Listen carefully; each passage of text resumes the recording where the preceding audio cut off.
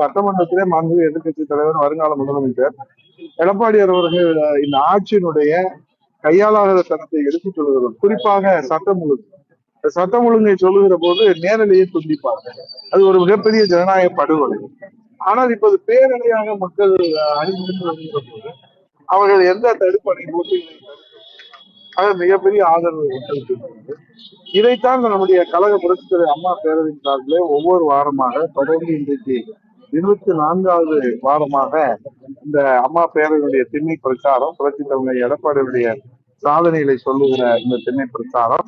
இந்த திண்ணை பிரச்சாரத்தில உண்மையை இன்றைக்கு புரட்சி தலைவர் எடப்பாடியார் சொல்லுகிற அந்த உண்மையை நாங்கள் ஒவ்வொரு வீடு வீடாக கழக அமைப்பு ரீதியான 82 மாவட்டங்களில் 234 சட்டமன்ற தொகுதிகளுக்கும் கொண்டு செல்கிறோம். அதிலே முக்கியமான இந்த மக்கள் நிதியை அரசு கஜானாவிலே சேர வேண்டிய நிதியை ஆட்சியாளர்களுடைய வீட்டு கஜானாவுக்கு செல்வது, இதை தடுத்து நிறுத்த வேண்டும் என்பதுதான் இந்த வார பிரதான கோரிக்கையாக இருக்கிறது. குறிப்பாக மக்கள் நிதியை தன் வீட்டுக்கு கொண்டு போனார் ஸ்டாலின் என்று நாங்கள் ஒவ்வொரு பகுதியிலே மக்களிடத்தில் விழிப்புணர்வை ஏற்படுத்தி வருகிறோம். எப்படி என்று கேட்டால் ஒரு பாட்டிலுக்கு 10 ரூபாய் வீதம் டாஸ்மாக் விலை வைத்து கூடுதலாக வசூல் செய்கிறார்கள்.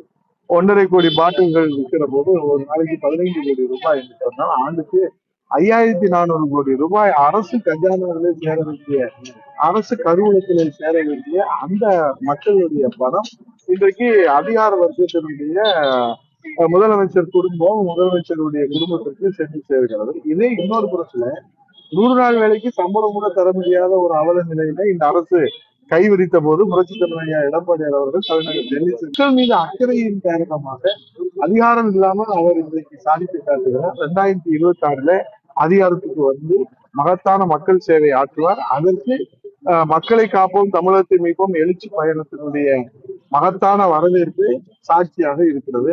இன்றைக்கு மின்சார கட்டண உயர்வு, இன்றைக்கு சொத்து வரி உயர்வு, சட்ட ஒழுங்கு சீரழிவு எல்லாமே சந்தி சிரித்து கொண்டு இருக்கிறது.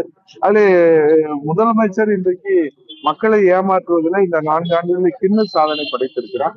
மிக விரைவில் உலக சாதனை படைக்கக்கூடிய வாய்ப்பு இருக்கிறது. ஏற்கனவே மக்களோடு முதல்வர் என்று சொன்னார்கள், முதல்வரின் முகவரி என்று சொன்னார்கள். அம்மா காலத்திலே தான் முதலமைச்சருடைய தனிப்பிரிவு செயல்பட்ட போது அதற்கு அதிகாரி IAS அதிகாரி அந்த புகார் வந்த உடனே, ஆன்லைன் புகார் வந்த உடனே அது உடனடியாக தீர்ப்பாங்க. ஆனால் இவர்கள் ஆட்சி பொறுப்பை ஏற்றவுடன் முதல்வர் முகவரி என்று சொன்னார்கள். அந்த முதல்வர் முகவரி எங்கே தொலைந்து போனது, எங்கே காணாமல் போனது என்று தெரியவில்லை. இப்போது உங்களோடு ஸ்டாலின் என்று இன்றைக்கு ஒரு புதிய பெயரை சூட்டி இருக்கிறார்கள். ஆகவே பெயர் சூட்டு விழா நடத்துகிறதே தவிர அந்த குழந்தையை பாலூட்டி, சோறூட்டி, சீராட்டி, வளர்த்து, ஆளாக்கி அவர்களுக்கு எதிர்காலத்தை உருவாக்கி கொடுத்தார்களா என்றால் இல்லை. அதுபோலதான் இவருடைய திட்டம். பெயர் சூட்டுவார்கள், அதோடு மறந்து விடுவார்கள். மக்களுக்கும் என்ன நடக்கிறது என்பது தெரியவில்லை. இடத்துல மிகப்பெரிய வரவேற்பு நமக்கு ஒரு குழந்தை 10வதுலயோ 12வதுலயோ கல்லூரியிலோ அவங்க சாதனை படிக்கிறாங்கன்னா அவங்களுடைய அந்த அடித்தளத்தை நாம் பார்ப்போமானால்தான் அது தெரியும். அதே போல இன்றைய சாதனை என்பது நேற்றைய சாதனைக்கான அறிவிப்பு தானே தவிர இவர்கள் இந்த 4 ஆண்டுகளில் தமிழ்நாடு பின்னுக்கு தெரிவிப்பதுதான் கடன் வாங்குவதில் உச்சபட்சமாக இருக்கிறது.